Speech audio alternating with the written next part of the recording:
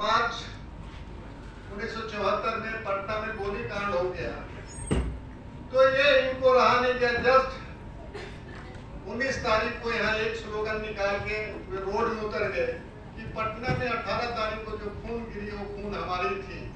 और देखते देखते हजारों हजार की भीड़ में जमा छात्रों की हो गई और रांची कॉलेज से लेके प्रोसेशन जो जा रही थी, इसी बीच में हम लोगों ने शहीद चौक पहुंचा होगा और किसी तरह से भीड़ अनकंट्रोल हो गई, फायरिंग भी हो गई।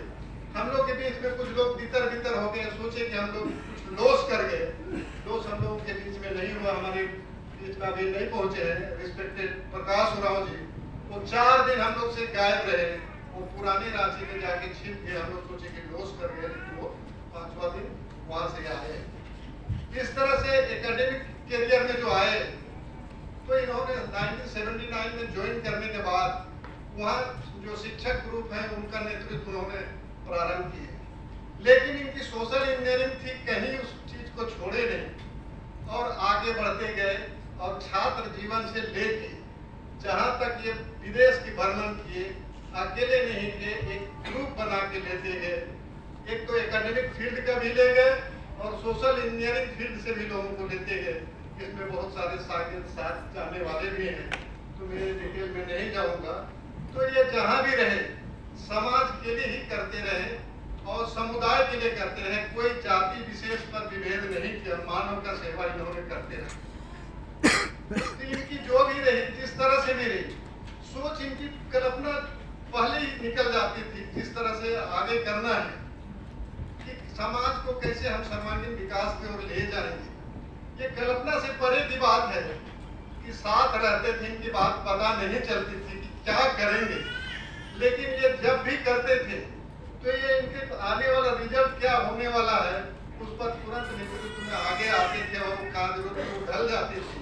तो इसमें करिश्माई समाज को नेतृत्व करने की क्षमता ट्रेमेंडस थी, जिसका कल्पना नहीं किया जा सकता है, वर्णन नहीं किया जा सकता है।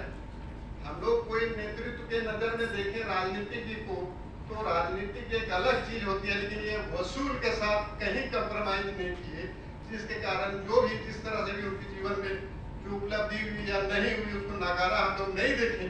वो नहीं चाहते थे कि उस तरह का नेतृत्व चाहे उस तरह की उपलब्धि। ये झारखंड बनने के बाद उनको ऑफर आई कि आप जेपीएससी में बीपीएससी में मेंबर रहे हैं, जेपीएससी की अध्यक्षता लीजिए। उन्होंने कहा कि अगर जेपीएससी की अध्यक्षता में लूंगा तो 6 साल के लिए मैं बन जाऊंगा, पब्लिक से मेरी दूरी बन जाएगी, इसलिए मैं उसका जेपीएससी का अध्यक्ष नहीं हो सकता। उनको ऑफर आया कि आप यहाँ वाइस चांसलर बने, लेकिन उनकी जिद थी कि रांची यूनिवर्सिटी के अगर आप देंगे तो होंगे और दूसरे जगह तो नहीं। उनको सिद्धू कानून के लिए ऑफर आया, उन्होंने उनको ठुकरा दिया और जनता के बीच, छात्रों के बीच, समाज के बीच रहना उन्होंने प्रीफर किया। तो ये सब चीजें आई और समय पाबंद है। और उनकी कल्पना कैसे थी, कैसे वो जानते थे कि ये धर्मेश उरांव मेमोरियल फाउंडेशन का गठन करते हैं। और दुर्भाग्य कैसे होती है कि जिनके नाम से फाउंडेशन किए और कोरोना की काल जो आई, काल में समा गए, आज वो फाउंडेशन दिए, वही फाउंडेशन ये डॉक्टर कर्मा उरांव एक संस्था है, उनकी आज पुण्यतिथि श्रद्धांजलि हम लोग दे रहे हैं यहाँ पर। ये बहुत बड़ी बात हम लोगों के लिए हो गई कि वो नहीं जानते थे कि ये फाउंडेशन उनका ये पुण्यतिथि मनाएगा। वो सोचते थे कि इसके थ्रू हम जाएंगे, समाज को बहुत माइलेज देंगे, अच्छे अच्छे काम करेंगे, लेकिन नहीं हो सका। उसको आज हम लोग यहाँ जो भी बुद्धिजीवी आए हैं, समाज सेवी आए हैं, छात्र छात्राएं आए हैं, उनका जो मार्गदर्शन किया हुआ है, उनकी मार्गदर्शन पर अगर हम लोग चलते हैं तो उनकी सच्ची श्रद्धांजलि होगी। और पीछे भी एक धर्मेश उरांव मेमोरियल फाउंडेशन आ गया है। अगर हम सब मिलजुल के अगर लगेंगे तो कल के दिन उसको हम लोग फलने फूलने को आगे बढ़ा सकेंगे और उनको सच्ची श्रद्धांजलि होगी। मैं ये सब लोग साथ अपनी सबको ज्ञान देता हूँ। पुनः सबको जो आप बहुत बहुत धन्यवाद। और अगले वक्ता के रूप में मैं श्री रेजी टुंडू सर, पूर्व एडीजीपी, उनको आमंत्रित करना चाहूँगा। बस एक ऑफिसर और नहीं दिख रहा आपके मंडली के, हेमंत टोपो सर, उनको मिस करो।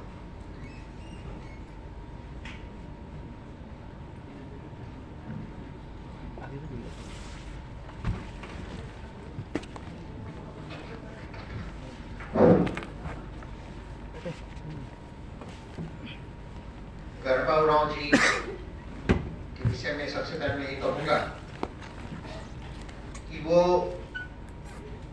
उनकी सोच जो थी सिर्फ आदिवासी समाज के लिए नहीं थी, और वो लीडर थे सिर्फ आदिवासी समाज के लिए नहीं, बट वो सभी समाज के लीडर थे। उनकी जो सोच थी काफी प्रगतिशील थी, और जैसा पूर्व के लोगों ने वक्ताओं ने बताया कि वो सिद्धांत के पक्के थे, और हमसे तो वो उनका इस तरह का रिश्ता, जैसे कुछ हमने अखबारों में पढ़ा तो तुरंत उनको हम रिंग करते थे। तो उस समय चूंकि मैं जॉब में था तो मेरे हाथ पांव बंधे हुए थे, तो मैं उनको कहता था कि ये तो गलत है, चाहे ठीक है, जो भी, मतलब उनसे पॉलिटिकल डिस्कशन भी होता था, और वो बराबर हम लोग अक्सर ये कहते थे, और उसी कारण से फाउंडेशन की प्रेसिडेंट को और फाउंडेशन जुड़े एग्जीक्यूटिव मेंबर्स को मैं बधाई देता हूँ कि उनका जो एक सोच था कि हमारे नए जनरेशन को, चाहे नए ट्राइबल लीडर्स को, नए लीडर्स को, झारखंड के लोगों को, यंग लोगों को आगे आना चाहिए, और उसी सोच से वे काम करते थे।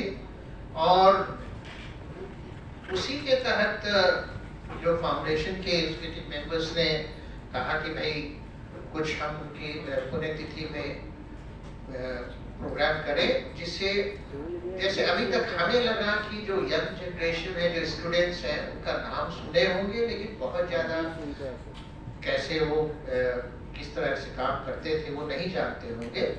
तो हमने कहा कि बेटर होगा कि इस तरह के टॉपिक रखें जिसके लिए वो लड़ते रहे, अथवा जिसको प्रोपेगेट करते थे और उनके वो विचारों में था, उनके खून में था।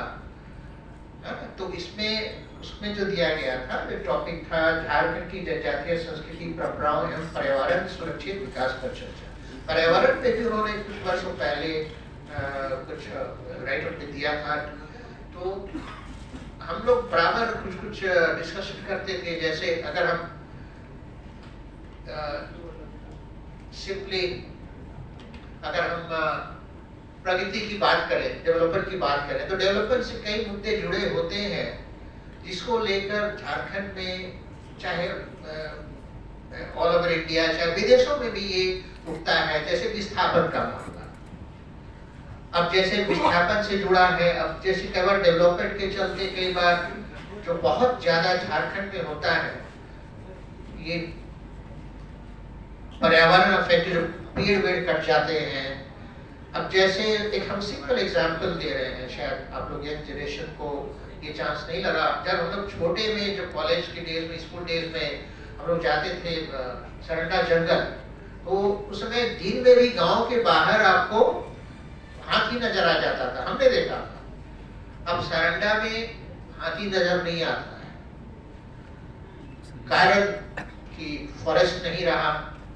कई बार आप देखते हो नेशनल ज्योग्राफी में जानवरों को पानी नहीं मिल रहा है, ये सब फैक्टर है।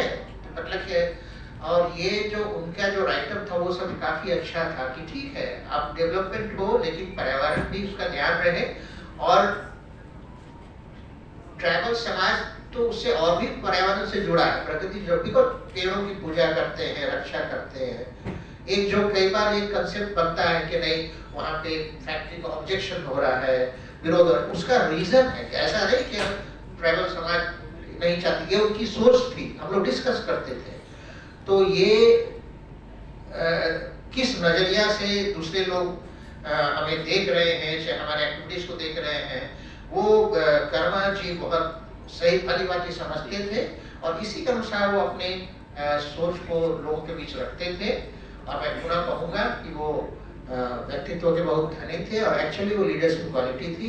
और किसी भी, मेरा मानना है, चाहे ये इस्टेब्लिश है, किसी भी व्यक्ति का सोच उसके एक्टिविटी से पता चलता है। आप उनके किसी भी पारिवारिक फंक्शन में जाइए, सभी धर्म के, सभी समाज के लोग रहते थे। ये प्रूव करता है, प्रूव नहीं, मैं गलत से कर रहा हूँ, ये दिखाता है उनकी सोच को। मतलब मैं कहना चाह रहा हूँ वो लिमिटेड नहीं थी, उनकी सोच जो विचारधारा थी, जो सोच था, जिस सोच से वो सोचते थे कि समाज को बढ़ाएंगे, वो लिमिटेड नहीं था, वो सभी के लिए था, सभी वर्गों के लिए, सभी समाज के लिए था। इसी विचार में पुनः श्रद्धांजलि अर्पित करता हूँ।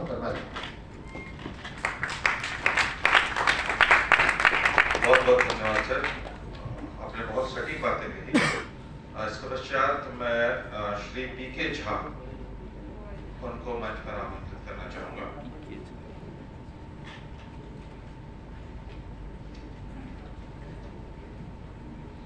इस बीच हमारे बीच रांची विश्वविद्यालय के पूर्व कुलपति महोदय प्रोफेसर रमेश पांडे साहब मौजूद हैं। मैं डॉक्टर हरिवराव से अनुरोध करूंगा कि विश्वविद्यालय में आनंद होने के नाते आज आप लोग स्पॉट करके मस्जिद में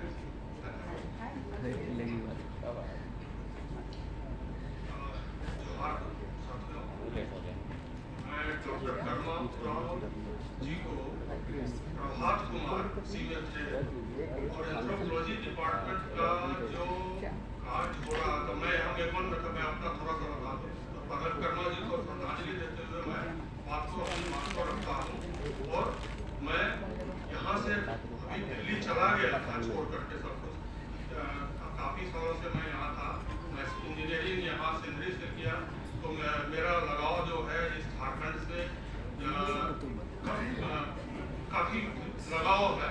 मैं भले ही मेरा गाँव मिथिलांचल में है और अभी था और है, अभी भी है, लेकिन मैं पूरे देश का बन गया हूँ और यहाँ पर मैं मेलबर्न में इन्वायरमेंटल डिपार्टमेंट में काम करता था और मेरा जो सामाजिक जो इस तरह का दायित्व है उससे भी संपर्क था, भारत विज्ञान जब था और इस सब चीज़ को लेकर के अलग अलग तरह के, और मैं ये जान पाया था कि यूनिवर्सिटी में रांची कॉलेज में सबसे अधिक अच्छा काम कर रहा है तो एंथ्रोपोलॉजी डिपार्टमेंट, और इस चीज़ को लेकर के मैं अलग अलग जगह पर भी बात किया। मैं अभी जो पर्यावरण की बात हो रही है उस चीज़ के बारे में थोड़ा सा बताऊंगा कि मैं क्यों यहाँ आया हूँ। अपने बच्चों को छोड़ करके नोएडा में मेलबर्न अपार्टमेंट में है, उसको उसमें छोड़ करके आया हूँ और यहाँ अभी तक तो दर दर भटक रहा था, लेकिन एक आश्रय मिल गया है मुझे, ओल्ड एज होम जो आर्य समाज द्वारा संचालित है, मैं वहाँ रह रहा हूँ।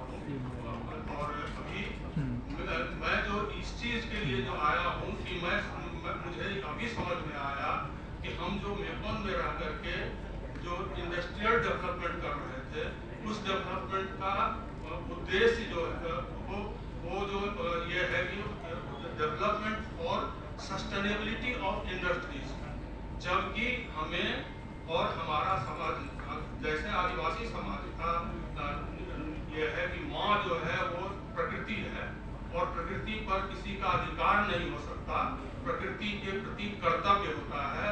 उसी तरह से मुझे बचपन से ही पिताजी मुझे बताते थे, अपने को इंट्रोड्यूस करते थे, who am I and nature. तो वो चीज़ मेरे में भी है, सनातनी धर्म का भी चीज़ है वही, भले ही लोग सब एक एक करके खत्म होते गया है।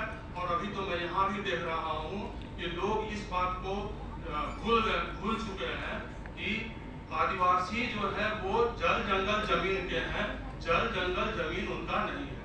तो ये मुझे कुछ विचलित करता है। अभी मैं जो आया हूँ इस चीज़ को उद्देश्य बनाते हुए, क्योंकि मुझे नोएडा में समझ में आया कि हम जो विकास की तरफ बढ़े उसमें सबसे पहले तो गंगा ही साफ होती है। तो मेरी पत्नी जाते जाते पॉल्यूशन से के चलते हो 3 साल तक ऑक्सीजन पर रही और हम उनका हाथ पकड़ के रहे और वो बताई कि गंगा को बचा लो, साफ होने से बचा लो, मोदी जी साफ कर दे। तो हम लोग इस चीज को समझते हुए कि गंगा को बचाना है, जब हम उसके बारे में अध्ययन करने लगे तो मुझे लगा मैं यहाँ पर स्वर्ण रेखा का एक रिपोर्ट बनाया था 99 में, तब झारखंड नहीं बना था। और उस समय में जो यहाँ के पहले मुख्यमंत्री बने वो उस समय में वहाँ एनवायरमेंटल मिनिस्टर थे, उनको मैंने रिपोर्ट सबमिट किया था। और अभी मैं देख पा रहा हूँ जब यहाँ आया, जब मुझे समझ में आया कि हमको पूरी प्रकृति का ख्याल करना है, तो मुझे झारखंड याद आया, जो मेरा कार्य क्षेत्र और बचपन से रहा है, तो मुझे झारखंड नजर आया। और फिर झारखंड में जब मुझे नदी समझ में आई कि हमको गंगा को बचाना है, तो पहले तो हमको स्वर्णरेखा को बचाना है। तो स्वर्णरेखा का जो उद्गम स्थल है, वहाँ से 3 नदियाँ, आप लोगों को मालूम हो या ना हो, नगरी से 3 नदियाँ निकल रही हो, स्वर्णरेखा और दक्षिणी कोयल और कारो। तो ये इन तीनों नदियों का अस्तित्व खतरे में। अब उसके बारे में हम चूंकि इंजीनियर हैं, तो उस ढंग से हमने चीजों को समझा है। और मुझे मैं आप लोगों से 2 मिनट में बता दूंगा कि उसका अस्तित्व खतरे में है, और पूरा झारखंड का अस्तित्व यहाँ के माइनिंग के चलते खतरे में है। नदियों का अस्तित्व खतरे में है, चाहे वो दामोदर हो, चाहे जो नॉर्थ कोयल हो, सभी का अस्तित्व। क्योंकि माइनिंग होने से, जैसे मैं स्वर्णरेखा के बारे में बता देता हूँ कि अंग्रेजों के समय से आपने बॉक्साइट, वहाँ से माइनिंग हुआ। बॉक्साइट हाइग्रोस्कोपिक है, और वो जो है पानी को, हवा से भी पानी को लेकर के और वाटर बॉटल जमीन के अंदर डालता था। उसी से जमीन के अंदर से अगर पानी नहीं मिलेगा और अलोंग जहाँ तक रिवर जाती है, तो रिवर का अस्तित्व खतरे में होता है। तो मैं यहाँ उसी पर्पस के लिए सिर्फ जंगल को नहीं, फिर कोल माइंस का जरूरत है कि नहीं, तो मुझे लगता है कि अभी का जितना विज्ञान का डेवलपमेंट हो गया है, उसमें कोल माइंस की आवश्यकता नहीं है। लेकिन इस सब चीज को पॉलिसी मेकर्स को बताना, या मंत्री जी हैं यहाँ, इनको समझाना बहुत कठिन है। क्योंकि ये सब लोग, हम लोगों का जितना कुछ है, पूरा समाज उससे संचालित हो रहा है कि इंडस्ट्रियल डेवलपमेंट हो रहा है, जो कि जबकि हमको इसका ध्यान रखना है कि हम प्रकृति का सस्टेनेबिलिटी के लिए काम करें। जो डिजाइन है, मतलब जो इल डिजाइन इसको बोलते हैं, वार के तरफ बढ़ाने का पूरे दुनिया को और पूरी सभ्यता को खत्म करने का जो डिजाइन है, जो लोग नहीं समझ रहे हैं, आपस में घृणा फैलाते हैं, आपस में धर्म को लेकर के, जाति को लेकर के, और सभी इस तरह के चीज को लेकर के कि आदिवासी न आदिवासी, वो लोग पूरी प्रकृति के ही नहीं, मानवता के भी सब तरह के दुश्मन।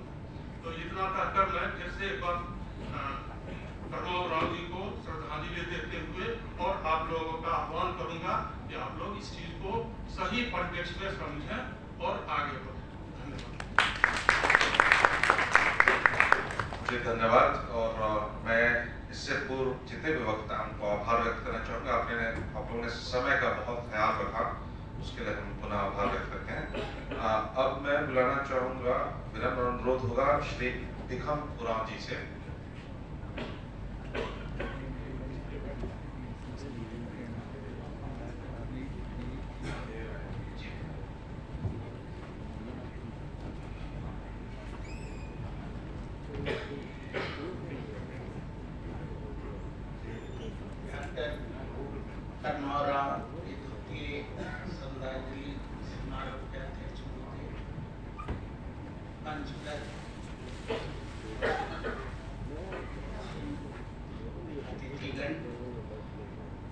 और हमारे इस समारोह में गणमान्य सभी सदस्यों को मेरा जवाब।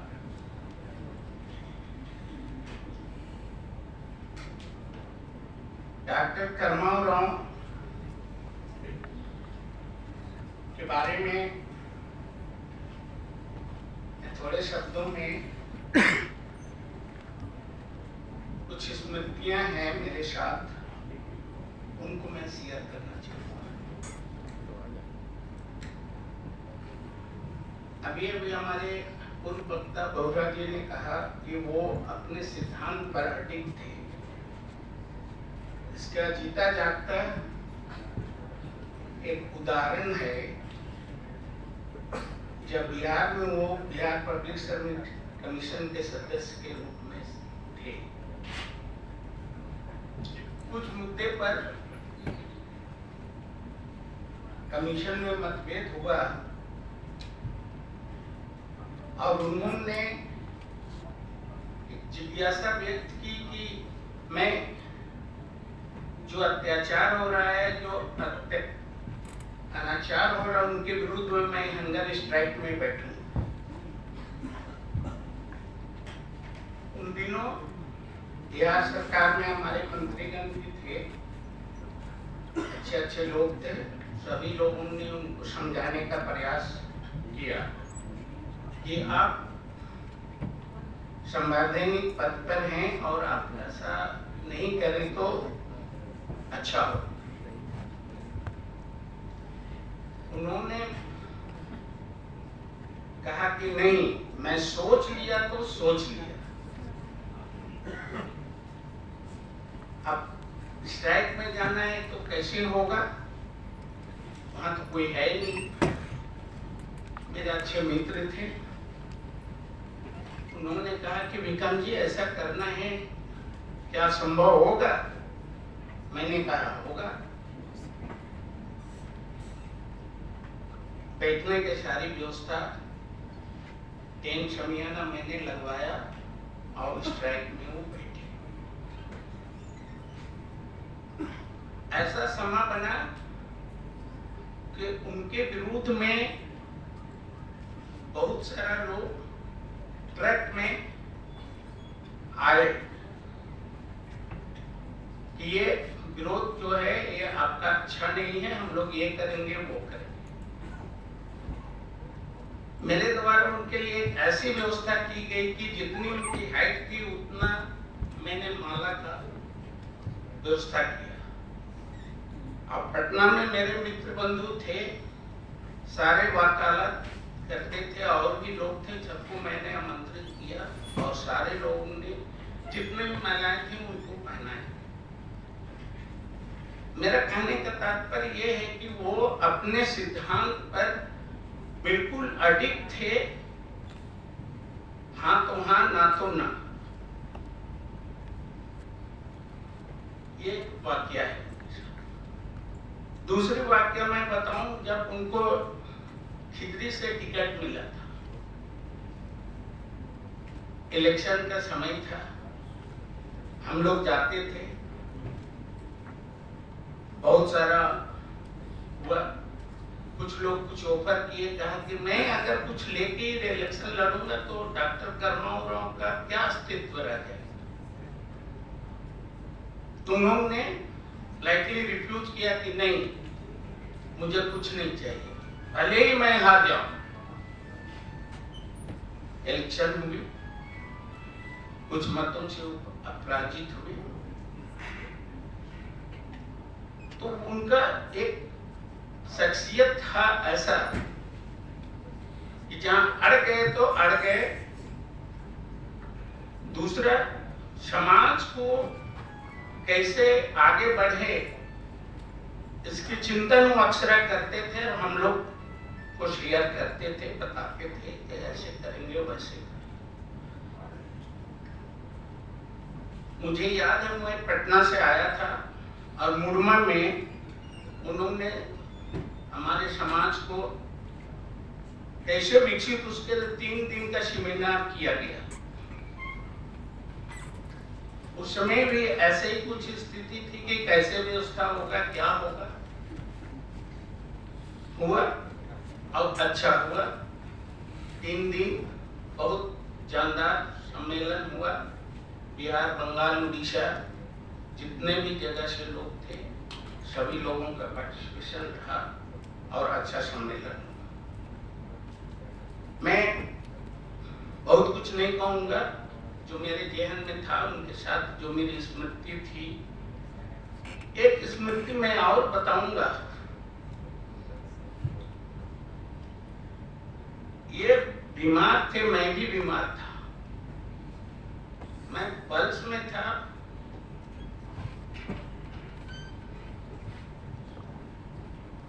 मुझसे मिलने आए और एक शब्द उन्होंने कहा कि विक्रम जी, ऐसा लगता है कि मैं आपको छोड़ दूंगा।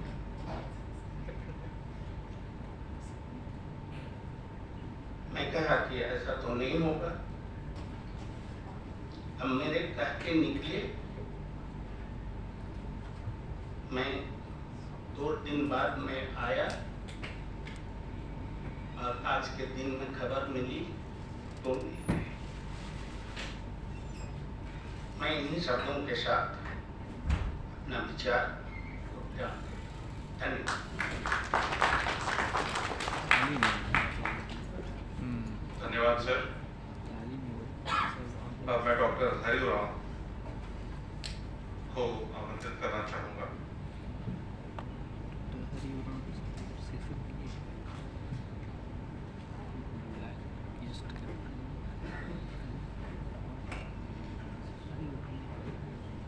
डॉक्टर रामदयाल मीणा जनजातीय कल्याण शोध संस्थान में आयोजित धर्मेश्वर मेमोरियल फाउंडेशन की ओर से द्वितीय पुण्यतिथि आयोजित की गई है। इसकी अध्यक्षता कर रहे हैं माननीय महादेव टुप्पो जी, पूर्व मंत्री बंधु तिर्की जी, पूर्व कुलपति डॉक्टर रमेश पांडे सर, पूर्व IPS अधिकारी लक्ष्मण सिंह जी,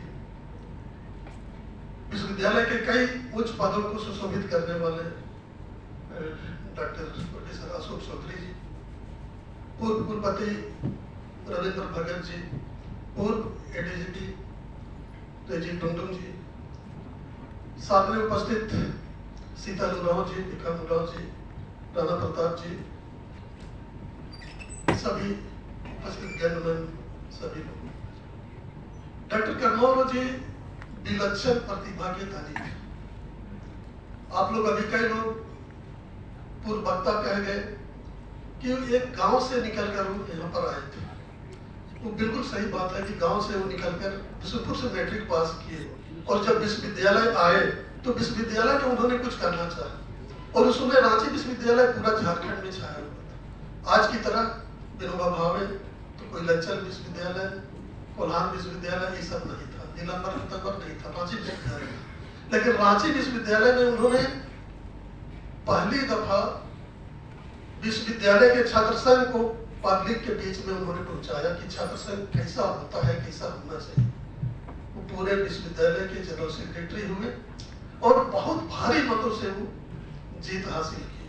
और ऐसा जनरल सेक्रेटरी रांची यूनिवर्सिटी में पहले कोई नहीं हुआ था और बाद में आज तक इसका प्रसिद्ध जनरल सेक्रेटरी आज तक नहीं हुआ। उनको भेदभाव नहीं था, वो चाहते थे कि झारखंड में सभी लोगों के साथ मिलजुल कर झारखंड का विकास करना चाहिए। और इसीलिए यहाँ पर देखते हैं कि अभी बहुत सारा गुट है, जनजातीय प्रार्थना सभा, पढ़ा प्रार्थना सभा, बहुत सारे गुट में फैला हुआ है, लेकिन सभी गुट में आदरणीय थे, सभी गुट के लोग उनको बुलाते थे और सभी में जाकर वो बोलते थे, झारखंड की कल्याण की बात करते थे और यहाँ की बातों को, यहाँ की समस्या को विश्व के स्तर पर पहुंचाना चाहते थे।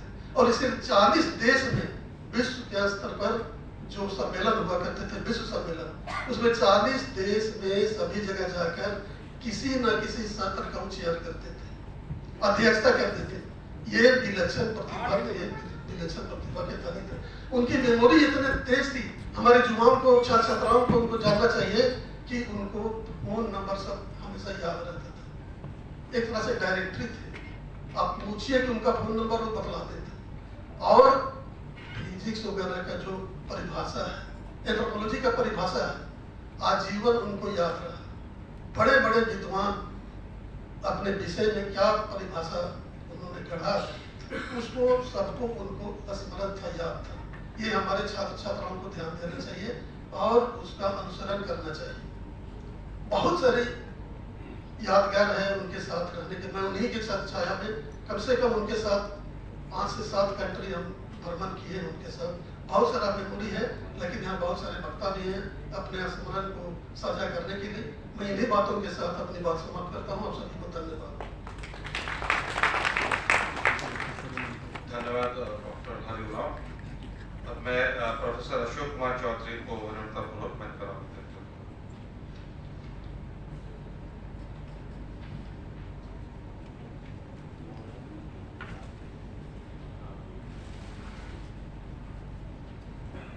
आज की सभा में मुख्य अतिथि महादेव टोप्पो जी, पूर्व मंत्री बंधु तिर्की जी, जी डुंगडुंग जी, लक्ष्मण जी, रविंदर भगत जी, कुलपति रमेश पांडे जी और हरि जी, और इस सभा में उपस्थित सारे गणमान्य व्यक्ति और छात्र। कर्मा जी एक महान आदमी थे, महान व्यक्ति थे, इसमें किसी को संदेह नहीं होना चाहिए। कल जो सत्र था उसमें उनकी लीडरशिप, उनकी ऑर्गेनाइजिंग कैपेसिटी, इन सब बातों पर मैंने काफी कुछ कहा था, काफी कुछ बातें हो गई थी छात्रों के। आज भी सभी को यहाँ जितने भी उपस्थित हैं, जितने भी वक्ता हैं, सब उनके प्रतिभा के कारण है, उनके लीडरशिप के कारण है। मगर उनकी ऑर्गेनाइजिंग कैपेसिटी, एक हम छात्रों के प्रति उनका जो ये था, एक वाकया मुझको याद आता है और समय भी कम है तो मैं उसी को मैं आप लोगों को बताना चाहूँगा। मैं यूजीसी गया हुआ था, वहाँ पर स्वयं का पोर्टल उसी समय लॉन्च हुआ था और लोगों ने कहा कि अगर आप ट्राइबल एंड रीजनल लैंग्वेज पर एक मॉड्यूल बना सकते हैं स्टूडेंट के लिए तो हम आपको हेल्प करेंगे। मैं ट्राइबल एंड रीजनल लैंग्वेज के बारे में बहुत कम जानता था। एक विभाग है रांची विश्वविद्यालय में और मेरे मित्र लोग वहाँ पर प्रोफेसर हैं, बस इतना ही जानता था। मैंने हाँ कर दिया, मैंने कहा कि हाँ मैं बनाऊंगा। मैं यहाँ आया और कर्मा जी के पास गया, कर्मा जी मैं क्या करूँ। और उस समय न फोटोग्राफी का किसी को नॉलेज था कि कोई आके फोटोग्राफी कर दे मॉड्यूल के लिए, किस तरह से लेक्चर को बनाया जाए, कितने घंटे का हो, क्या हो। तो खैर हमारे एक मित्र थे रूपा में, उनको मैंने बुलाया और मैं कर्मा जी के पास गया कि मैं ट्राइबल और रीजनल लैंग्वेज में बोले कि हम आप इसमें हमको हेल्प कीजिए, आप पोस्ट कोऑर्डिनेटर। हमने कहा कि हम नहीं होंगे मगर हम तुमको पूरी तरह से ऑर्गेनाइज कर देते हैं। क्या क्या किया जाए, तो पहली बार उन्होंने महादेव जी को हमको इंट्रोड्यूस कराया कि महादेव जी हैं, इनको रखो, गोंझू जी को रखो, आप नहीं रहे, हरि जी, ये सारे लोग यहाँ पर हैं। इन लोगों के एक टीम को उन्होंने ऑर्गेनाइज किया मेरे लिए, क्योंकि हमको वो कोर्स बनाना था और वो बड़ा सक्सेसफुल कोर्स जो है आज के दिन में भी स्वयं प्लेटफॉर्म पर वो कोर्स स्टूडेंट्स के लिए वो उपलब्ध है। आप जितने भी पर्यावरण और ये सारी चीजें हैं उन पर गोंझू जी का, महादेव जी का, हरि जी का, कर्मा जी का भी एक था, वो सारा है। आप उसको अभी भी आप कर सकते हैं और काफी प्रसिद्ध वो है। तो वो किस तरह से ऑर्गेनाइज किया जाता है पीछे से रहकर, बल्कि हम लोग पीछे ही रहेंगे क्योंकि हमको पीछे ही रहना ही था हमको, मगर किस तरह से ट्राइबल और रीजनल लैंग्वेज पर कैसे कोर्स बनाया गया। और हम लोग अहेड ऑफ टाइम थे, बाद में तो कोरोना आया, उसके बाद ऑनलाइन कोर्सेज की बाढ़ लग गई, मगर उस समय कोई ऑनलाइन कोर्सेज के बारे में जानता भी नहीं था। और उस समय हम लोगों ने मिलकर वो किया, किसी में उसकी शूटिंग ना, हमारे पास लैब था, एक कमरे में हम लोग शूटिंग करते थे और सारा क्रेडिट जो है वो कर्मा जी को जाता है। कर्मा जी ने उसको ऑर्गेनाइज किया छात्रों के लिए और आप आज भी आप उस कोर्स से फायदा उठा सकते हैं। आपके सिलेबस की सारी चीजें हैं। धन्यवाद।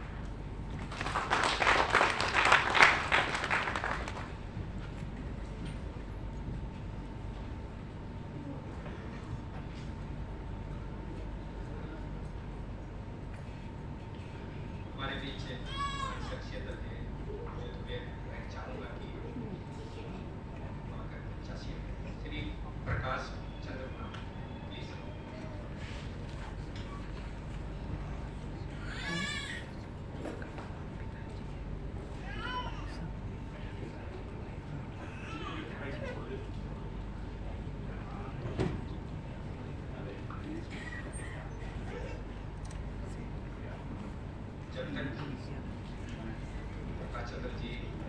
चाहते हैं।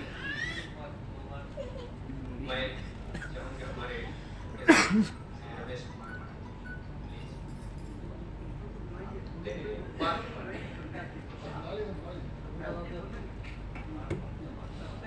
देरी के लिए माफी।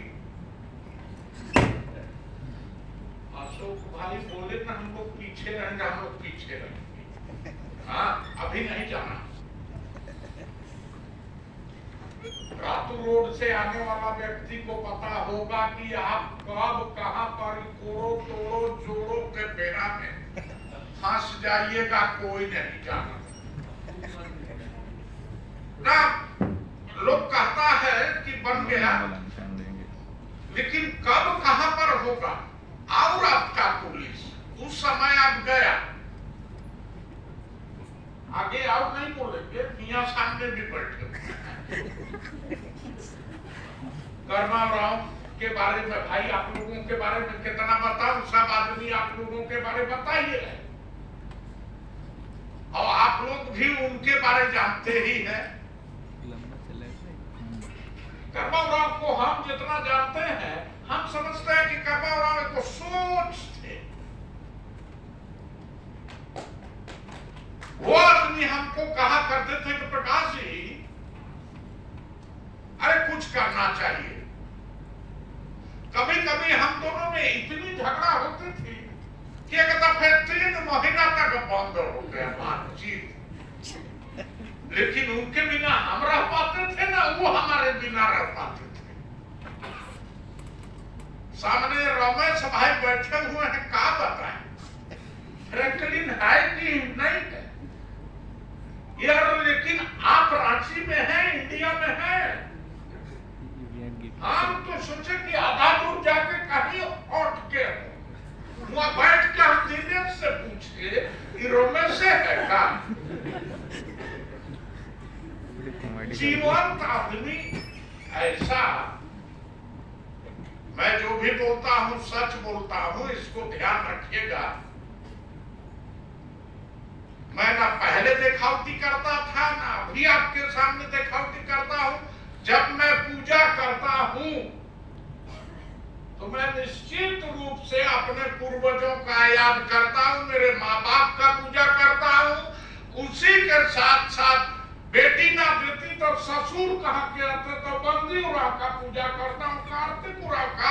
और उसके बाद कर्मा उराव को मेरा फॉरेस्ट का भाई था, वो है मंगल उराव। मैं रोज नित्य दिन इन लोगों की पूजा करता हूँ। कर्मा उराव एक सोच थे, कर्मा उराव सबके लिए किए। जो मैं कहने जा रहा, मैं उनकी पत्नी और उनके बच्चे और वो बच्चा जो अब हम लोगों के बीच में रहा नहीं, ये जिनके नाम से मेमोरियल फाउंडेशन हो रहा है, चल रहा है, और उनके नेतृत्व में हम लोग, उनके मार्गदर्शन में कौन, वो भी उनकी पत्नी और ये बच्चे, गिने चुने 2-4 आदमी हम लोग हैं। ज्यादा कदा जाते हैं, बैठते हैं, पूछते हैं कि बाबू कैसे हो, क्या नहीं। लेकिन बावजूद आज मैं आप सारे लोगों को धन्यवाद दूंगा कि इनके लिए, इनकी स्मृति के लिए डायरेक्ट इनडायरेक्ट जो भी जहां कहीं रहते थे वो चले। लेकिन कहीं ना कहीं हम लोग थोड़ा सा चूक करते हैं। धर्मेश मेमोरियल फाउंडेशन कैसे चलेगा? अरे हम लोग सरहुल कर्मा जतना मनाते हैं तो गरम पूजा करते हैं कि नहीं करते? गरम पूजा करते हैं तो पूरा गांव का आदमी एक-एक मुट्ठा चावल और जितना ही पैसा लगे वो काहे के लिए, सामूहिक खाने पीने के लिए। मुर्गा 5 तरह की मुर्गा, तरंगुआ, भंगुआ। अब अभी जेठ यात्रा पानी के पहले शुरू होगा तो आपका तो महादानिया को देने के लिए भेड़ा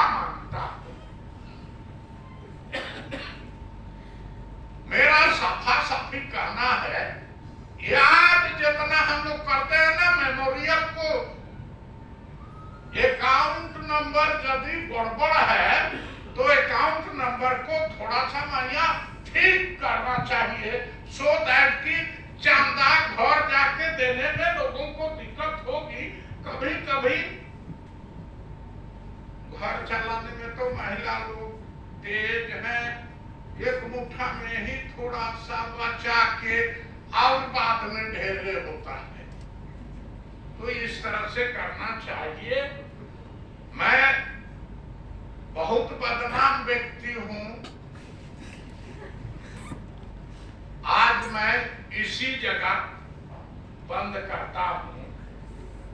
इसमें लक्ष्मण जी के बारे में अभी तक पता नहीं था, लेकिन बात शीतल जी के चलते निश्चित रूप से शीतल जी रहे होंगे तो डॉक्टर कर्मा राम से आपकी सलाह हुई है। हमारे साथ भी जोहार, नमस्कार। प्रोफेसर डॉक्टर कर्मा राम के पुण्यतिथि पर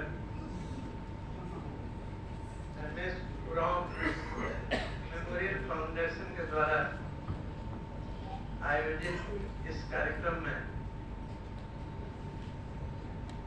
उपस्थित इस कार्यक्रम के अध्यक्ष महादेव टोको जी,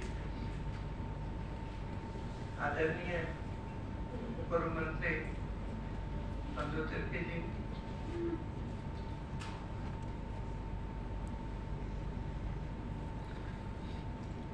लोगों के भाई रेजी डुंगडुंग जी, मित्र अशोक चौधरी जी, लक्ष्मण जी,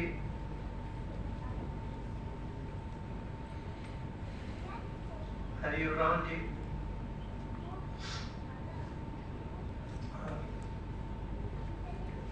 छोटे भाई बबलू जी, सभागार में उपस्थित दिनेश जी, परम मित्र प्रकाश जी, जिन्होंने सब कुछ स्पष्ट नहीं कहा, उसके लिए बहुत धन्यवाद।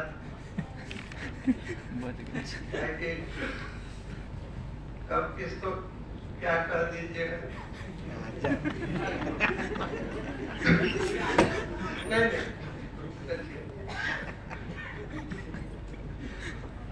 वन और पूर्व मंत्री गीताश्री जी, विक्रम जी, नरेंद्र जी, शीतल जी और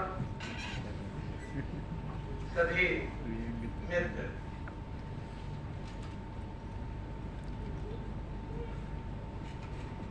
कर्मा जी के बारे में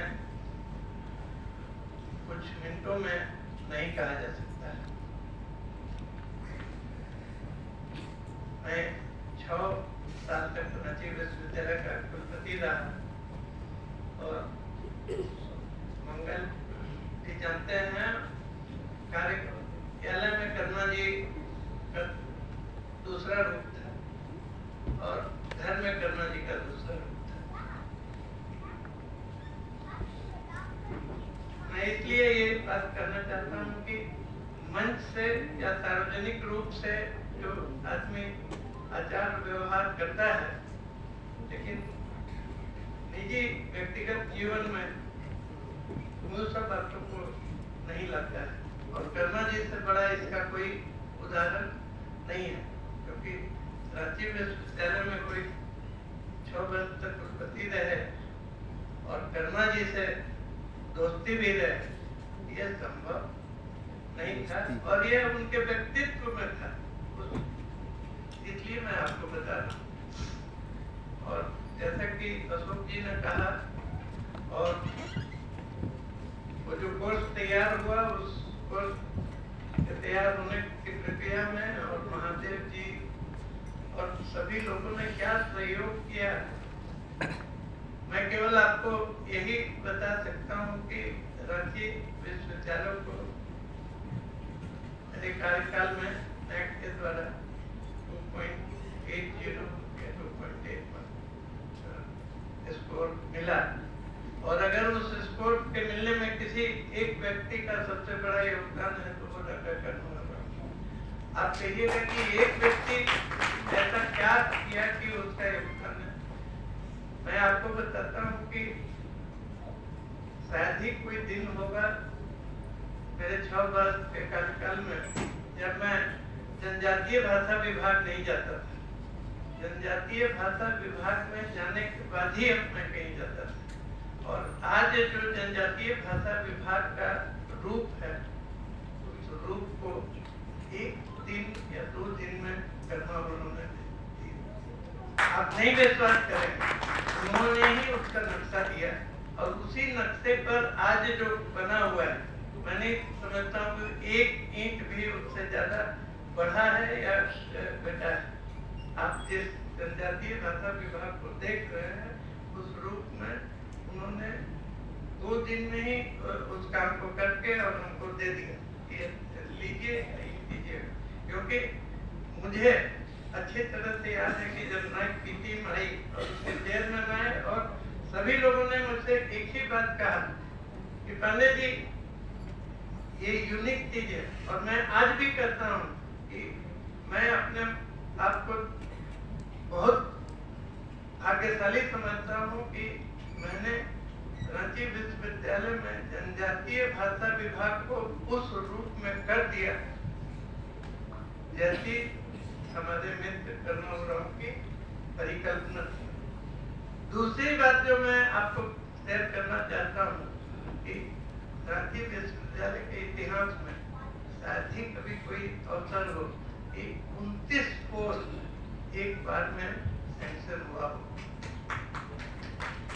29 पोस्ट सेंक्शन एक चिट्ठी से हुआ, और आज सबसे भाग्यशाली और सबसे अच्छा विभाग रांची विश्वविद्यालय का जनजातीय एवं क्षेत्रीय भाषा विभाग है।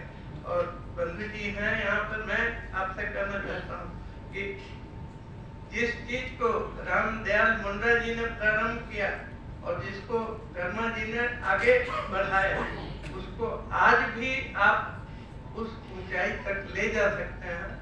जनजातीय क्षेत्रीय भाषा विभाग स्वयं में एक विश्वविद्यालय बनने की क्षमता रखता है, और उसकी मान्यता वैश्विक रूप में होगी। 2 ही विभाग रांची विश्वविद्यालय में है जिसको आप अगर प्रमुखता से और उसका सहयोग करेंगे तो एक विभाग जो है डिपार्टमेंट ऑफ एंथ्रोपोलॉजी है, जिसको अंतरराष्ट्रीय छवि स्वर्गीय LP विद्यार्थी ने दिया और उसको आगे बढ़ाया। कर्मा जी, प्रकाश जी, ये सब लोग जो हैं अलग अलग जगह रह के भी वैश्विक रूप दिए। उस वैश्विक रूप को अभी भी आप चाहें तो ये कर सकते हैं। बहुत बातें हैं कहने की, लेकिन मैं एक ही बात कहना चाहता हूँ कि कर्मा जी को उनका उचित स्थान मिलना चाहिए, और किसी भी राजनीति से कर्मा जी ऊपर थे। उनके विचार जो हैं इस समाज के लिए उस समय भी अनुकरणीय थे, आज भी अनुकरणीय है, और भविष्य में भी उनका अनुकरण करना होगा। इन्हीं शब्दों के साथ मैं शांति गुरु जी को धन्यवाद देता हूँ कि उन्होंने मुझे इस अवसर पर बोलने के लिए बुलाया, और इस कार्यक्रम में उपस्थित रहने के लिए मैंने अपना 13 तारीख का जो विदेश जाने का टिकट था उसको कैंसिल कराकर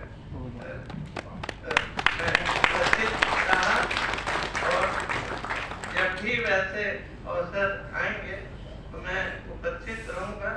और प्रकाश जी ने जो कहा कि चंदा, तो चंदा जो है तो विदेश से आएगा,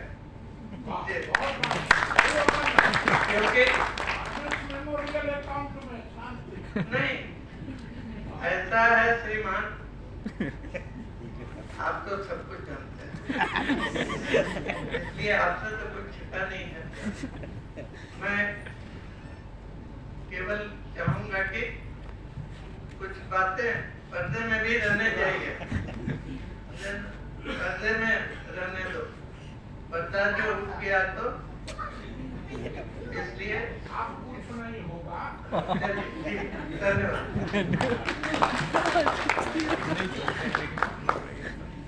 बहुत बहुत धन्यवाद सर, आपके बहुत महत्वपूर्ण सुझाव और विचार जो साझा किए। अभी अभी आप लोग मंचासीन देख रहे हैं, हम लोग स्वागत करते हैं श्रीमती गीता सिद्धूराव जी को ध्वनि मत से आप स्वागत करें। अब मैं चाहूंगा हमारे बीच डॉक्टर वंदना राय जी उपस्थित हैं, आमंत्रित करता हूं, प्लीज।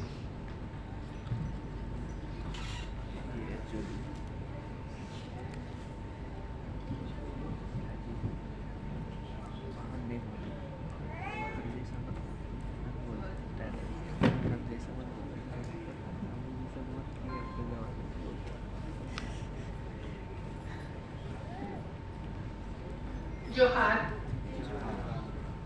मिट गए न मिटने दी वतन की आग, ऐसे शहीदानी वतन को बारंबार मेरा प्रणाम, मेरा प्रणाम, मेरा प्रणाम। शहीद पांडे गणपत राय जी की प्रपौत्री मैं डॉक्टर वंदना राय अपने बड़े भाई डॉक्टर कर्मा उरांव जी को श्रद्धांजलि अर्पित करती हूँ। ऐसा कोई भी 2003 से लेकर जब तक भैया जीवित थे, मैं उनको शहीद को श्रद्धांजलि देने के लिए आमंत्रित करती थी। मुझे उन्होंने बहुत उत्साहित किया था कि कुछ करो, तुम शहीद के परिवार से हो, शहीद को श्रद्धांजलि का कार्यक्रम होना चाहिए। और 2003 में पहली बार हम लोग बिहार क्लब में करना शुरू किए थे। आज भैया की श्रद्धांजलि में आने का और श्रद्धांजलि देने का ऐसा कि हम इसको क्या माने समझ में नहीं आ रहा है। तो बहुत ही हमको वो आज से 2003 में हम पहुंच गए थे, बड़ी उत्सुकता से बहुत आगे बढ़ के भैया को प्रेरित किया और करवाना शुरू किए थे। आज उन्हीं की श्रद्धांजलि में हम आए हैं। हम अपने परिवार की ओर से, अपनी ओर से बहुत बहुत श्रद्धांजलि अर्पित करते हैं। आज कल ही शांति भाभी का फोन किया था कि भैया का श्रद्धांजलि का कार्यक्रम है, आना। पूरा 30 साल उनके साथ जो हमारा जीवन गुजरा, वो कोई 1990 से हमको याद है कि जब हम लोग शिक्षक की राजनीति करना भी सीखे तो उन्हीं से सीखे। रूटा में हम लोग कई बार मत भिन्नता भी होता था तो उनको समझाते थे, देख ऐसे करे, कोई ऐसे करे, कोई ऐसे करे। बहुत आज अजीब लग रहा है, लेकिन फिर भी हम अपने बड़े भाई को श्रद्धांजलि देते हैं। हम आज जहाँ भी पहुँचे हैं उसमें उनका बहुत ही बड़ा गाइडेंस था, सहयोग था। अब हम अपने आप को रोक नहीं सक रहे थे, क्या बोले क्या नहीं बोले, बुलाया गया। मैं मंचासीन अपने पूर्व मंत्री भाई बंधु तिर्की जी, बहन पूर्व मंत्री गीता सिद्धूराव जी, हमारे दो कुलपति मंचासीन हैं, और जितने भी विशिष्ट जन, अशोक भाई, सभी लोगों को, मंचासीन विद्वतजन को मेरा बहुत बहुत प्रणाम है। इस सभागार में जो भी बुद्धिजीवी बैठे हैं भैया के सम्मान में, मैं सबको अपना प्रणाम प्रेषित करती हूँ। और उनके साथ एक शिक्षक को कैसे जीना है, क्या करना है। हमारा भी शिक्षक का जीवन बहुत संघर्ष भरा रहा। हाई कोर्ट, सुप्रीम कोर्ट बहुत हम लोग को लड़ना पड़ता था, उनका गाइडेंस हमेशा मिलता था, क्योंकि वो भी कमीशन में वो थे, तो हम लोग बताते थे कि क्या करना चाहिए, कैसे तुम लोग का कंफर्मेशन होगा, कहाँ पर तुम लोग पीछे पड़ जा रही हो। तो एक बड़े भाई का गाइडेंस होता था, हम ही नहीं, हमारी छोटी बहन। क्या अभी एक इंटरव्यू में वो गए थे, तो हम भैया को सोचे पूछ लेते कैसा की, बोले तुम उसका पैरवी करोगी, वो तो टॉपर लड़की है। मतलब ऐसा था कि वो सबको समेट कर लेकर चलना, कभी दो भाव मन में नहीं लाना, वो उनका बहुत बड़ा बड़प्पन था। हम इस मत से पुनः प्रणाम करते हैं और मंचासीन सभी बड़े भाई सबको प्रणाम प्रेषित करते हुए अपनी वाणी को विराम देते हैं। भाभी एक बार चुनाव भी लड़ रही थी, तो भैया आए थे, हम लोग घर घर घुसे थे और प्रचार करते थे। पता नहीं फिर जो छोड़ दी, अभी मातृशक्ति का समय है, हम तो भाभी से कहेंगे कि भैया से ऊर्जा लेकर पूरा इस मैदान में पुनः आए। इन्हीं शब्दों के साथ मैं वाणी को विराम करती हूँ। मंचासीन को प्रणाम और पूरी सबको मातृशक्ति और बड़े छोटे को प्रणाम करते हुए मैं पुनः अपने भैया को श्रद्धांजलि देते हुए मंच छोड़ती हूँ। जय हिंद, जय भारत।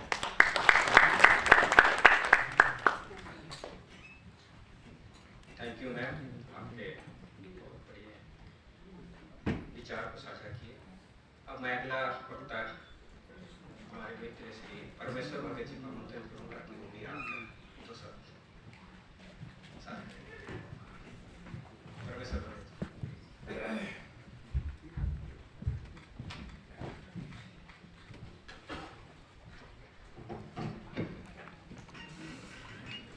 आज हम सभी यहाँ एकत्र हुए हैं दूसरा पुण्यतिथि के अवसर पर।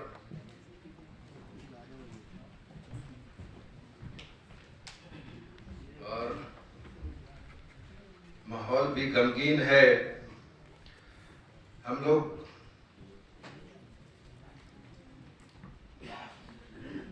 सोच रहे हैं कि ऐसे व्यक्ति जिनको अभी और कुछ दिन रहना था, समाज को दिशा निर्देश देना था, आगे बढ़ाना था, लेकिन हमारे बीच नहीं रहे। सन 1982 में जब मैं फर्स्ट ईयर में आया छात्रावास में, आदिवासी कॉलेज छात्रावास, तो सर हमारे प्रोफेसर थे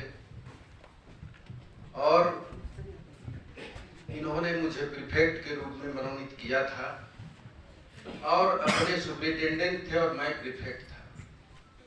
और दोनों मिल करके हम लोग आदिवासी कॉलेज छात्रावास को बहुत ही बढ़िया तरीके से चला रहे थे। आज पेड़ पौधा जो छात्रावास के अंदर में मिलता है, दिखता है, इन्हीं का कहना था कि जवान पौधा लाओ लगाओ।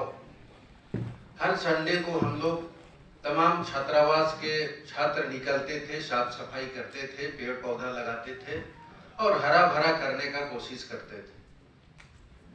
छात्रावास में इनका ही कहना था कि हर दिन 9 बजे एक बार हर रूम को चेक करो कि बच्चा पढ़ रहा है कि नहीं पढ़ रहा है। हर रूम में हम जा करके चेक करते थे कि बच्चा पढ़ रहा है कि कहीं करमटोली घूम रहा है या बाजार जा रहा है। तो उस साइड भी इनका ध्यान रहता था कि बच्चे पढ़ें। और कभी कभी हमको बोलते थे कोई रूम में बैठ जाओ, सवाल पूछो बच्चों से, सही दिशा में जा रहा है नहीं जा रहा है। तो ये तमाम चीज हम लोग करते थे। और आगे चल करके इन्होंने एक छोटा नागपुरी युवा छात्र संघ का गठन कराया था हमसे 1982 में। और छोटा नागपुरी युवा छात्र संघ के नाम से हम छात्र संघ में थे और अपने एक बनाए थे छोटा नागपुर संथाल परगना संघर्ष वाहिनी। और उस समय भी संघर्ष वाहिनी से हम लोग झारखंड राज्य अलग करो का नारा बुलंद करते थे। मुझे याद है एक छोटा मोटरसाइकिल उस समय था, बुलेट ग्रीन रंग का, उसको लेकर के हम लोग दोनों कहीं भी निकल जाते थे। हमको अंदर से बोलते थे जवान तैयार हुआ, तो हाँ सर तैयार हुए, चलो गुमला। उसी फटफटिया में हम लोग गुमला निकल जाते थे, उसी फटफटिया में लोहरदगा चले जाते थे। और मैडम जो बैठी हुई थी हैं, वो अंदर से चिल्लाती थी, परमेश्वर भगत खाना खाया? तो नहीं खाए। आओ चावल साहब बनाए हैं, खा लो। तो अधिकतर खाना हम क्वार्टर में खाया करते थे, मेज का खाना हम कम खाते थे। तो ये गार्जियनशिप इनमें था और तमाम बच्चों को सही दिशा देने का इन्होंने हमेशा प्रयास किया। चाहे वो जिला का कोई ऑफिस हो, कल्याण ऑफिस हो, छात्रावास छात्रवृत्ति का मामला हो, या विश्वविद्यालय में कोई गलत काम हो रहा हो या छात्र हित में नहीं हो रहा हो, तमाम चीजों के बारे में हमको कहते थे कि चलो आज यूनिवर्सिटी का घेराव करते हैं, चलो आज कल्याण ऑफिस का घेराव करते हैं, ऐसा नहीं हो रहा है, वैसा नहीं हो रहा है। तो ये सब चीज था इनमें, और समाज को बहुत ही तरीके से सलीके से गाइड करने का इनका जो क्षमता था बहुत ही अजीब था, बहुत ही अनुकरणीय था। और ये चाहते थे, जैसे हम लोग एंथ्रोपोलॉजी पढ़ते थे, इन्हीं का हम छात्र थे, तो वेरियर एल्विन और जीएस घुरिये जो हमारे विद्वान अंग्रेज राइटर थे, उनका सिद्धांत में चलते थे। हम कहते थे सर हम लोग को अलग होकर चलना चाहिए, आइसोलेशन में। तो ये कहते थे नहीं, आइसोलेशन नहीं चलेगा, हम लोग को वेरियर एल्विन का सिद्धांत में चलना चाहिए, एसिमिलेशन, मतलब सबको सम्मिलित रूप से, चाहे वो हम समाज में जैसे वर्गीकृत करते हैं ना, वो राजपूत है, वो भूमिहार है, वो आदिवासी है, वो पंडित है, तो इनके सामने ये सब नहीं थे। एक एसिमिलेशन का सिद्धांत में लेके चलते थे, सब मिलके चलो और मिलके हम लोग को बढ़ना है और एक दूसरे का गुण को फॉलो अप करना है, ये इनमें गुण था। और हम लोग मिलके चलते थे और इस 3-4 साल में हम बहुत ही घनिष्ठ हो गए थे। सुपरिटेंडेंट और हम प्रीफेक्ट, हमको भर्सक कहते थे कि मैं सुपरिटेंडेंट रह के सुपरिटेंडेंट का काम मैं नहीं कर रहा हूं, तुम कर रहे हो। तो ये चीज भुलाया नहीं जाता है। आगे चल के कमीशन में मेंबर हुए, उस समय भी हम बीपीएससी जब पास किए तो बोले कि सर हम पास तो कर गए रिटेन में, तो क्या इंटरव्यू फलाना तारीख को है? तो बोले ठीक है, घबराओ नहीं, आ जाओ, हम कुछ नहीं करेंगे, तुमको अपने इंटरव्यू में पास करना है। इतना हौसला बढ़ाते थे। हम तो कहते कि पावर थी, पावर, शक्ति जिसको कहते हैं, समाज को आगे बढ़ाने का, बच्चों को आगे बढ़ाने का एक पावर थी। इनका वचन भी वो शक्ति था कि आदमी उत्तेजित हो जाता था कि नहीं हम कर सकते हैं, हम करेंगे।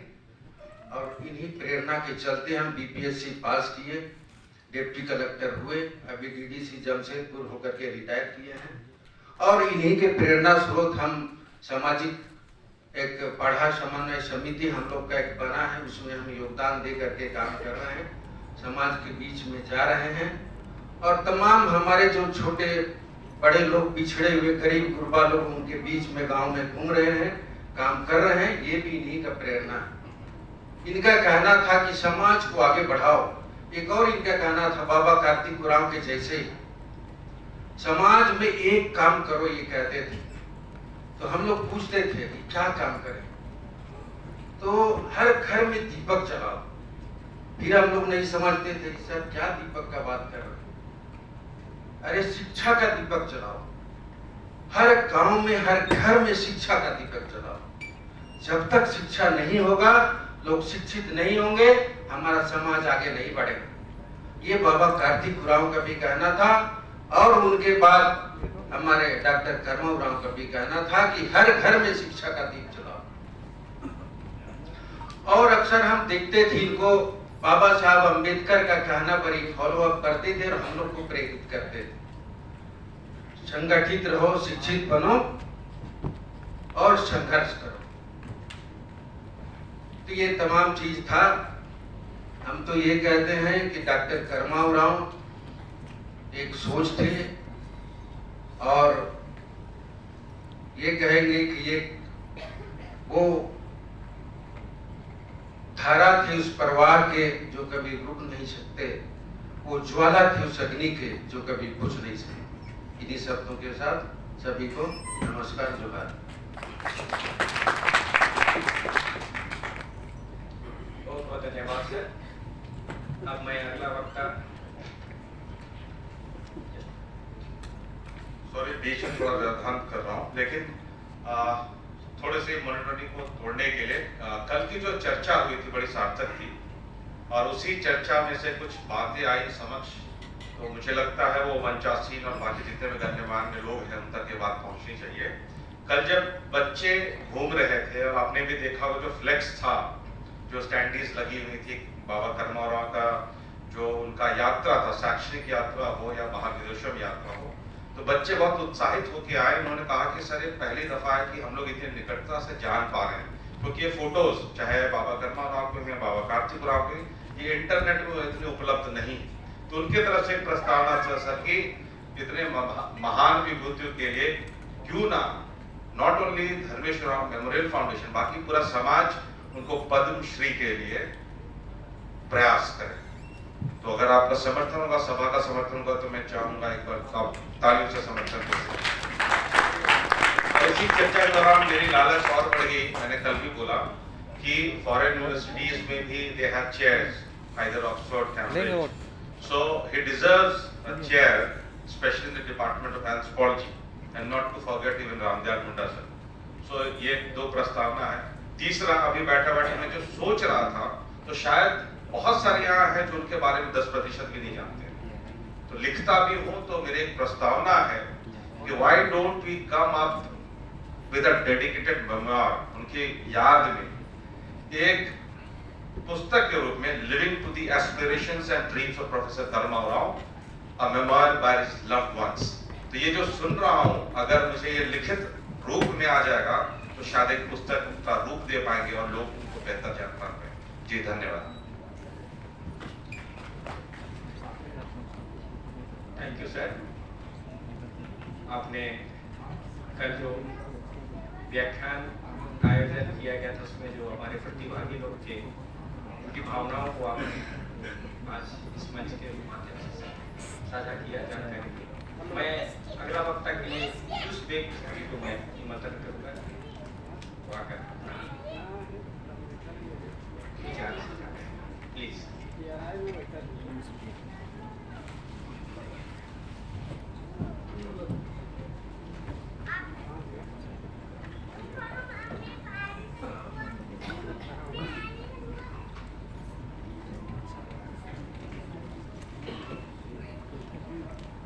आज हम यहाँ डॉक्टर कर्माराव के द्वितीय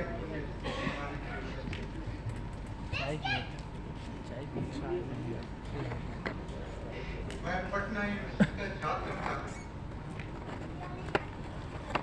और रांची में इनकी छात्र नेतृत्व के बारे में सुनता था, अच्छा लगता था। और यंग एज में कंप्लीट करके जब ये छात्र थे, उस टाइम शिमला में डीएसपी के रूप में योगदान किया था। उस टाइम एक समस्या थी कि हमारे लड़कियां उस समय काफी मात्रा में कॉलेजों में पढ़ने आ रही,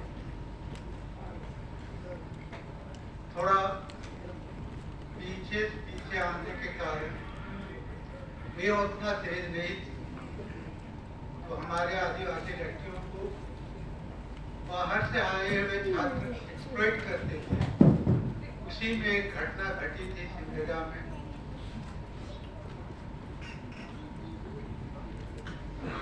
उस पर मैं वहाँ डीएसपी के रूप में योगदान किया था, तो यही था कि 2-3 वर्षों तक उसकी गिरफ्तारी नहीं हुई। और मैं उसके बारे में, उस लड़के एक्यूज के बारे में सुन के इतना क्रोधित था जब मैं पटना यूनिवर्सिटी में था उसी समय कि मैं अगर उस क्षेत्र में पदस्थापित होऊंगा तो इस पर आवश्यक कार्रवाई करूंगा।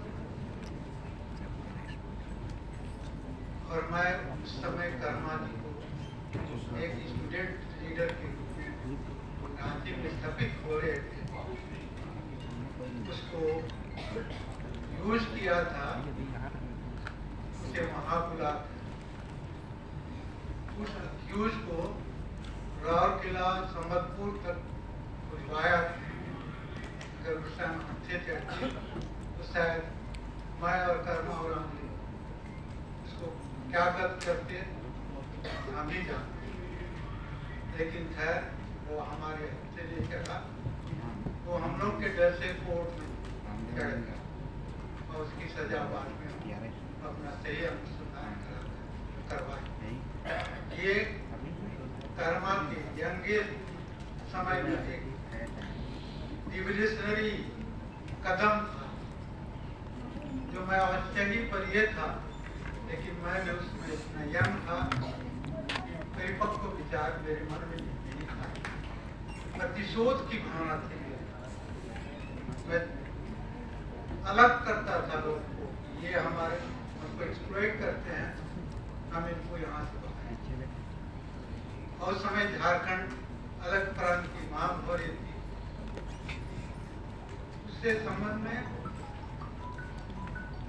हम लोग से चंदा जो सर्विस में आए थे, मांगा जा रहा था, चंदा जमा करके देते थे, और उसमें कर्मा जी को हम लोग आगे बढ़ाते थे, सब आगे काम करते थे। इसी बीच इधर जब झारखंड अलग प्रांत बन गया, उसके बाद CAT एक्ट में यहाँ के जमीन एक्विजिशन के संबंध में जो प्रावधान किया गया, उसका विरोध करने के लिए हम लोग सभी एकत्रित हो रहे हैं। तरह तरह की मीटिंग हुई, लेकिन फिर भी हम लोग एकत्रित होकर उसका विरोध नहीं कर पाए। तो उस संस्था का, जिसका मैं अध्यक्ष हूँ अभी तक, उसको स्पीयर संस्था कहते हैं, और कर्मा जी उसके उपाध्यक्ष थे। मैं उनको झारखंड संघर्ष मोर्चा स्थापित कर उसका संयोजक बनाने का प्रस्ताव रखा, और उन्हीं के नेतृत्व में जो विशाल रैली रांची में हुई थी, उसका ऑर्गेनाइज किया गया, जिसका फलस्वरूप जो झारखंड के छठनापुर डिनंसिएशन एक्ट में जो संशोधन किया गया वह स्थगित किया गया, और स्थगित है, इसको रद्द नहीं किया गया। आप सभी जागृत हों, और उस तरह के जो प्रस्ताव अभी स्थगित करके रखी गई, वर्तमान में जो सरकार में है, जो वर्तमान में समाज में काम कर रहे हैं, वे आगे आकर उसका प्रतिरोध करें, ताकि हम लोग पूरे समाज के लोग जो झारखंड में रखवास करते हैं, उसको जो कोई भी सरकार करे एक्सप्लॉइट ना। इस अवसर पर मैं यह प्रस्ताव रखना चाहूँगा कि कर्मा और राव के बारे में जो भी रिसर्च वर्क होना चाहिए, ये नए जो रिसर्च काम कर रहे हैं, वे उनके हर जीवन के पहलू पर रिसर्च का काम करें, उसके संबंध में शोध कर साहित्य का प्रकाशन करें, ताकि सब जाने और उससे प्रेरित हो पूरे अपने खाली आदिवासी समाज के नहीं, झारखंड में रहने वाले हर एक समाज उनके लिए कृतज्ञता होगा। धन्यवाद।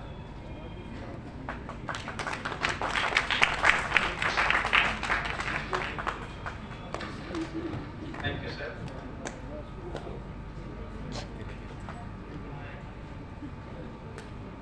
कर्मा जी से हम लोगों की बातें होती थी, रुकना नहीं है, काम भी करना है। मैं भुला गया था, यहाँ बोलने लगे तो हमको लगा आप लोगों को धन्यवाद देने के लिए मैं आया हूँ कि जिस उद्देश्य से कर्मा जी ने मुझे डायरेक्टर नियुक्त किया था ना, फुल बेंच JPSC में की एक मेंबर रमेश भाई बहुत बात नहीं कहेंगे, वो बोर्ड भी लिए हैं, मत बोलिएगा, लेकिन मैं डायरेक्टर हुआ और उसी डायरेक्टर के चलते आज इतना बढ़िया बिल्डिंग बनाया और आप लोग बैठे हुए हैं, अच्छा लग रहा है। मैं और कुछ कुछ काम करता हूं।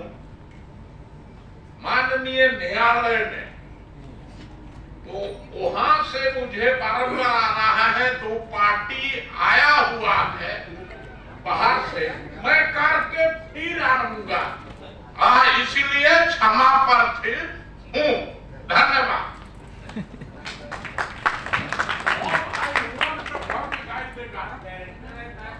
थैंक यू सर, बहुत बहुत धन्यवाद आपका। अब मैं अगला वक्ता हमारे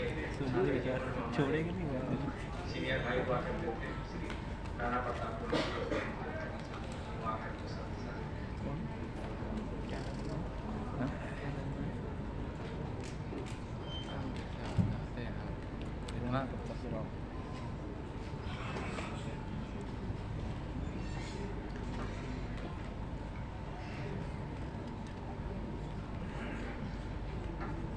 सर्वेश राव फाउंडेशन द्वारा हमारे प्रोफेसर डॉक्टर कर्मा राव के पुण्यतिथि पर आज ये समारोह में उपस्थित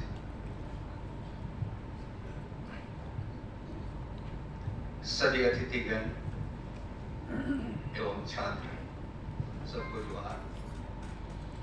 सर्वप्रथम मैं कर्मा जी को सदा सुमन अर्पित करता हूं। ऐसे